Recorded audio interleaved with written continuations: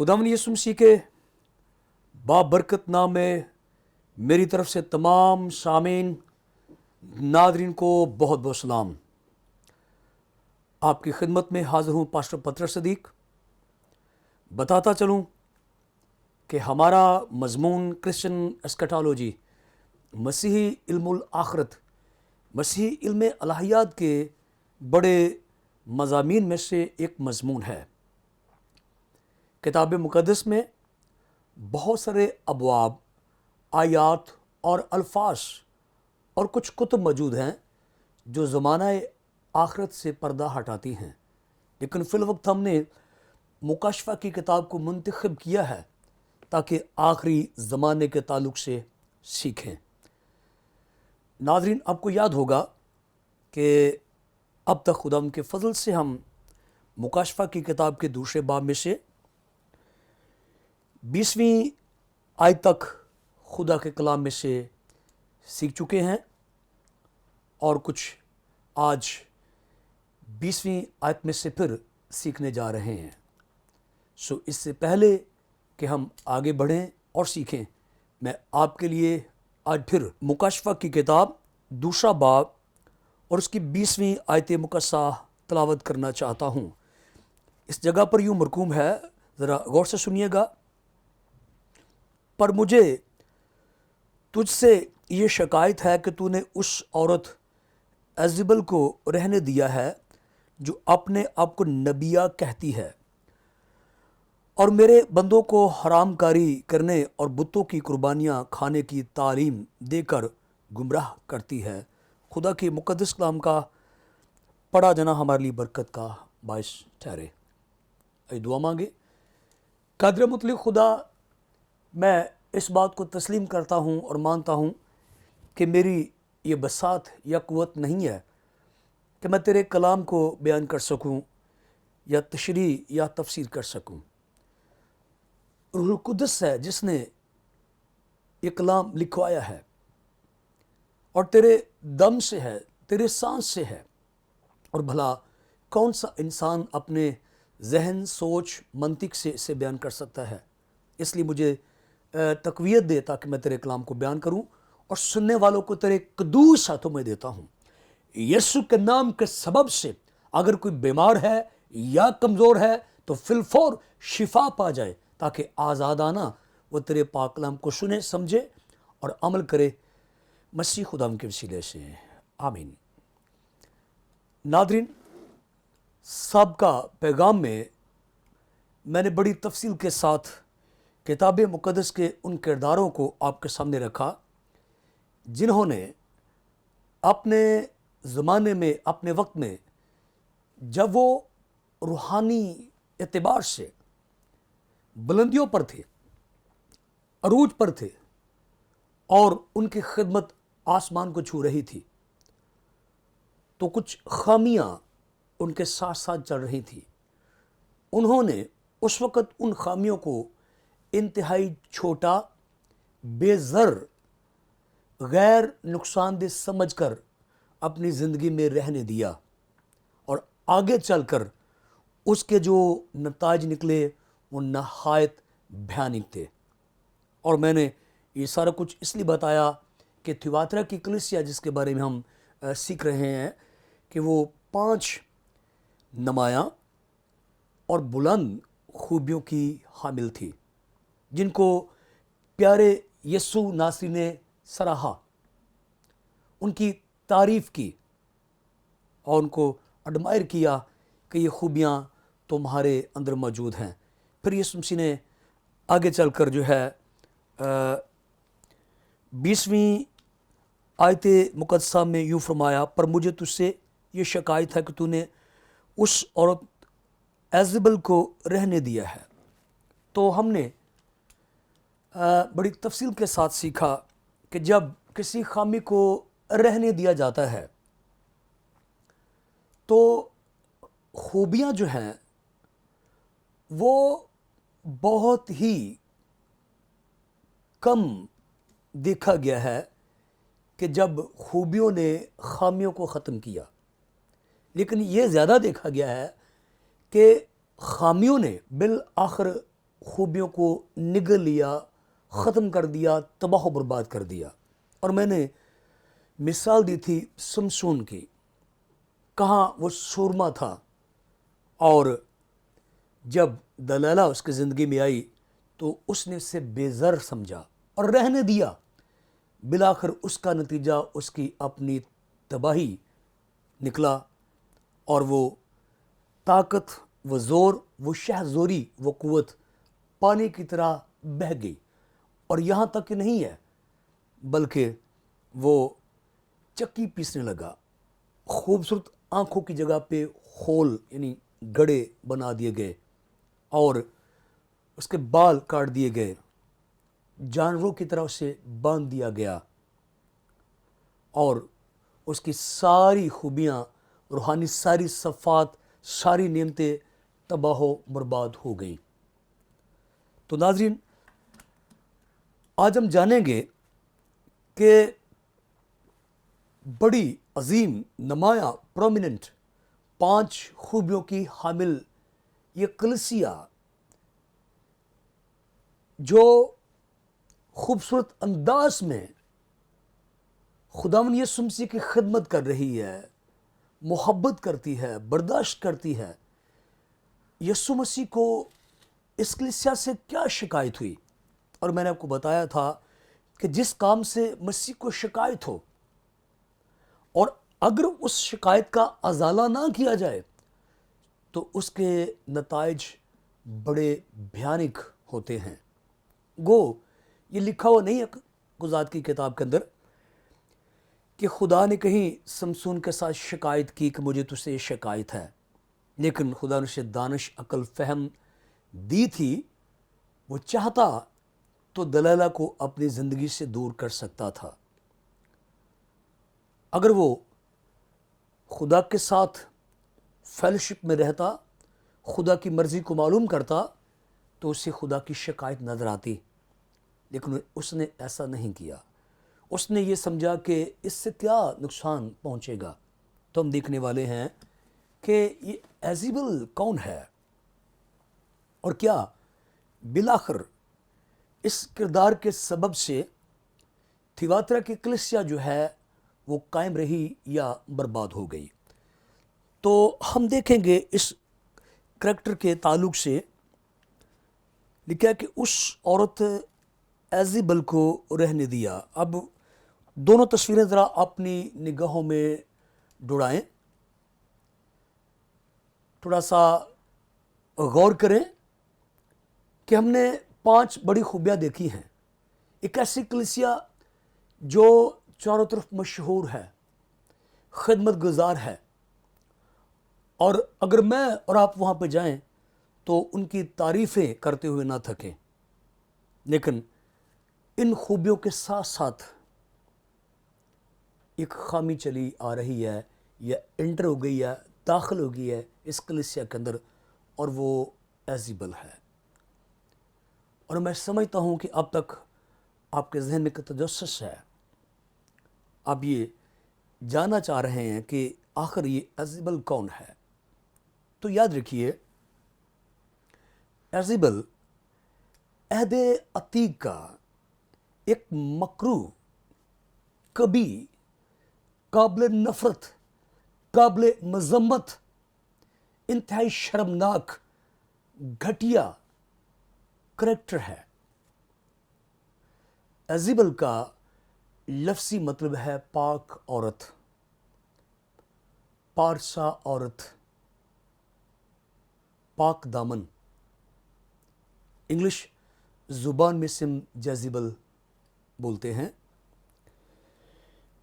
جب ہم بائبل مقدس میں سے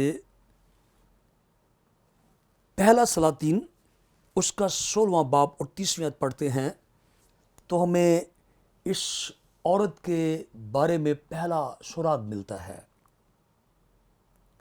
میں چاہتا ہوں کہ اس سے پہلے کہ ہم مکاشفہ کی کتاب میں سے سیکھیں، ہم اس عورت کے بارے میں کچھ جانکاری حاصل کریں، تاکہ ہمیں یہ پتہ چلے کہ آخر تھیواترا کی کلیسیا نے اس کردار کو کیوں رپیٹ کیا، اور کیا یہ تھیواترا کے کلیسیا کے اندر کوئی حقیقی کردار تھا یا یسوع مسیح نے ایک اگزامپل کوڈ کی ہے؟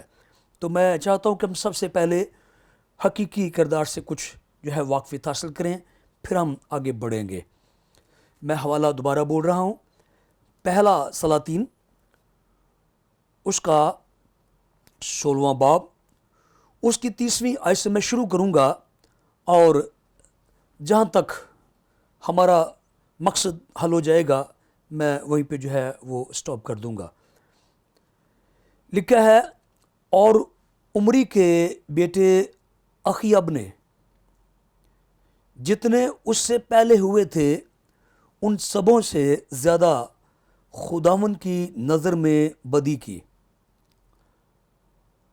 اور گویا نبات کے بیٹے یربام کے گناہوں کی روش کو اختیار کرنا اس کے لیے ایک ہلکی سی بات تھی۔ سو اس نے سیدانیوں کے بادشاہ اتیبال کی بیٹی ایزیبل سے بیاہ کیا اور جا کر بال کی پرستش کرنے اور اسے سجدہ کرنے لگا، اور بال کے مندر میں جسے اس نے سامریہ میں بنایا تھا بال کے لیے ایک مذبح تیار کیا، اور اخیب نے یہ سیرت بنائی، اور اخیب نے اسرائیل کے سب بادشاہوں سے زیادہ جو اس سے پہلے ہوئے تھے خداوند اسرائیل کے خدا کو غصہ دلانے کے کام کیے۔ اس کے ایام میں بیت ایلی حیل نے یریحو کو تعمیر کیا۔ جب اس نے اس کی بنیاد ڈالی تو اس کا پہلا اٹھا بیٹا ابرام مرا، اور جب اس کے پھاٹک لگائے تو اس کا سب سے چھوٹا بیٹا سبہوب مر گیا۔ یہ خداوند کے کلام کے مطابق ہوا جو اس نے نون کے بیٹے یشوع کی معرفت فرمایا تھا۔ تو ناظرین، یہاں پہ ہمیں پہلا جو ہے وہ سراغ ملتا ہے، یہاں وہ پہلی معلومات، ابتدائی معلومات ملتی ہے ایزیبل کے بارے میں، اور بائبل مقدس بتاتی ہے کہ اخیب اسرائیل کا بادشاہ تھا۔ بتاتا چلوں کہ جب سلیمان گناہ میں گرا تو یہودیوں کی یہ بادشاہی دو حصوں میں ڈیوائیڈ ہو گئی، تقسیم ہو گئی۔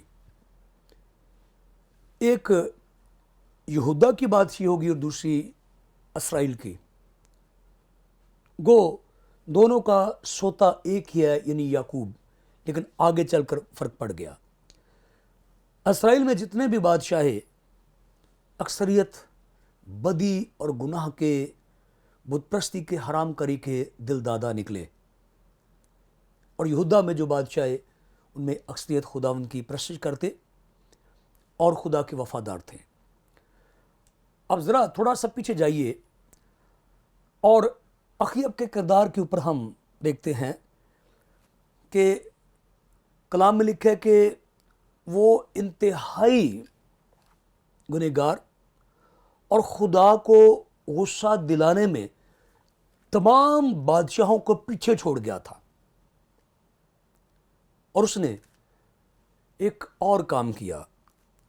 اس نے ایزیبل سے شادی کی جو کہ سیدانیوں کے بادشاہ اتیبال کی بیٹی تھی، اور سیدانیوں کا جو دیوتا تھا وہ بال تھا۔ آپ نے وہ کہاوت سنی ہوگی، ایک کریلا دوسرا نیم چڑھا۔ کریلا بہت کڑوا ہوتا ہے، لیکن اگر آپ نیم، ایک درخت ہوتا ہے، اس کے پتے کبھی آپ توڑ کر کھائیں تو وہ بہت کڑوے ہوتے ہیں۔ تو اب دو بدکار، گری ہوئی، ناپاک شخصیتوں کا اتحاد بن گیا اور مرکب بن گیا۔ اخیب پہلے ہی خدا سے دور ہے، گرا ہوا شخص ہے، ناپاک ہے، ناراض ہے، برائی, گندگی, ناپاکی, ناراستی کا دل دادا ہے. اوپر سے اس نے ایزیبل کے ساتھ شادی کر لی.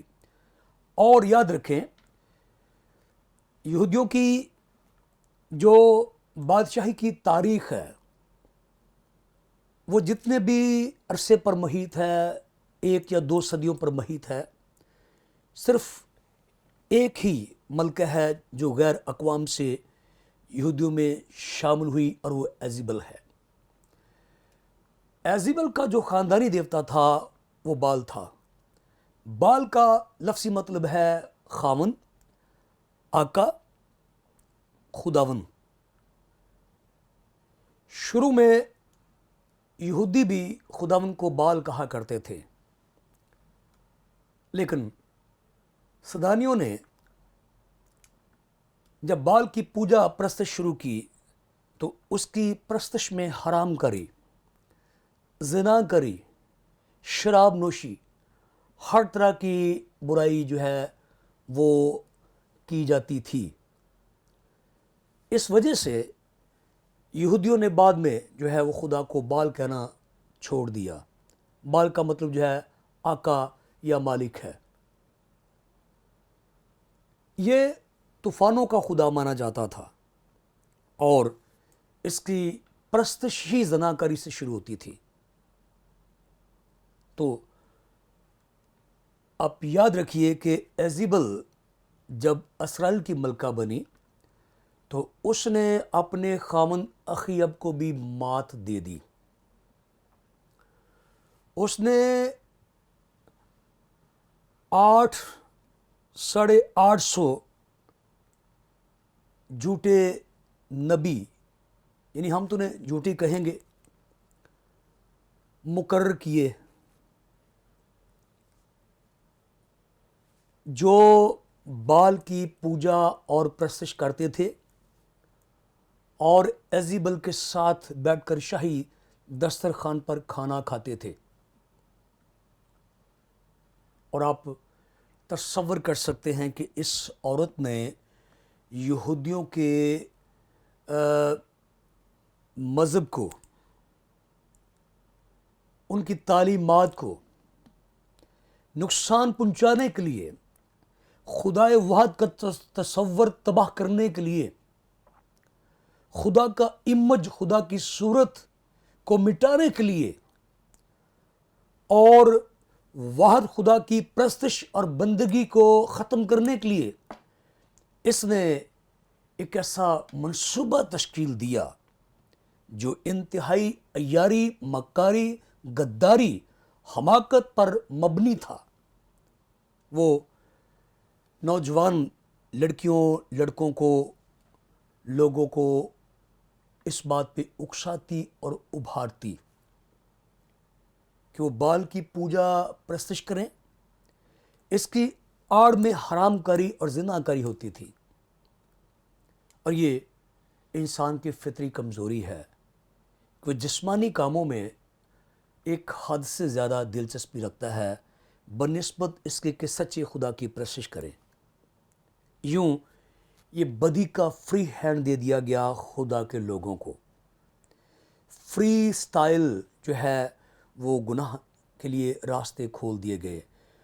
آپ جو مرضی کریں, جس طرح مرضی کریں, اور یوں اس کی قیادت میں بال کی پوجا پرستش زور پکڑ گئی اور بے شمار لوگ جو ہیں گمراہ ہوئے, تباہی بربادی کے دہانے پر پہنچ گئے.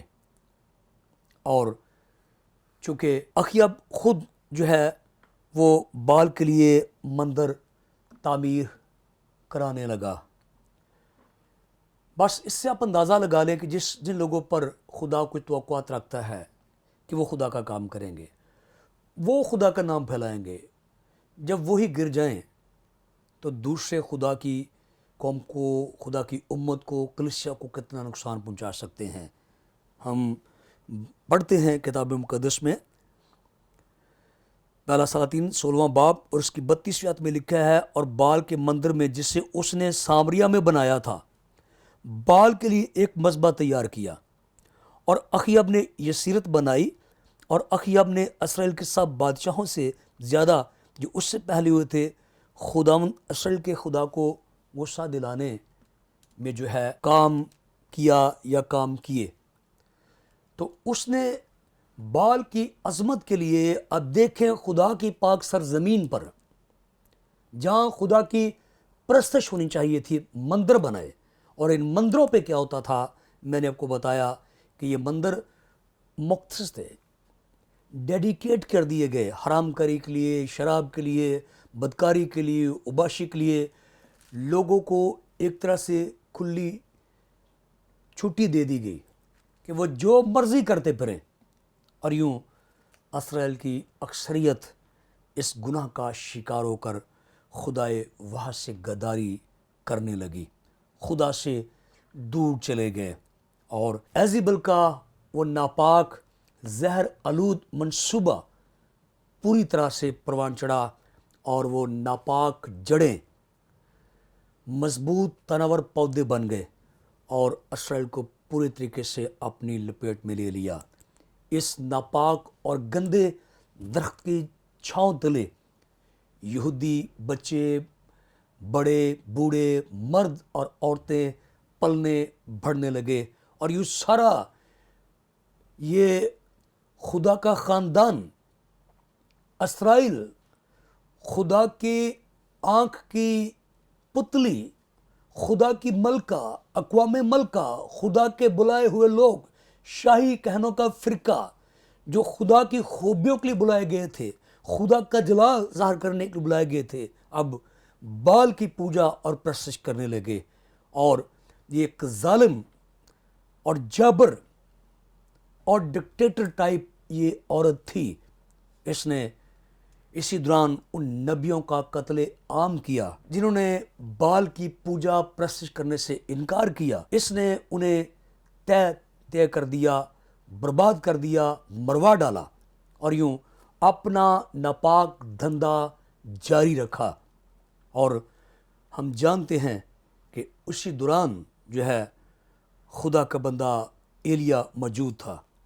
جب اس نے اس ساری صورتحال کو دیکھا تو اس نے چیلنج کیا، اور ہم جانتے ہیں، آپ سب جانتے ہیں، کوہ کرمل پر اس نے اس کے غالباً 400 نبیوں کو بلا کر چیلنج کیا، اور وہاں پہ خداوند نے ایلیا کو فتح بخشی، اور 400 نبیوں کو غالباً وہاں پہ کاٹا گیا، مارا گیا۔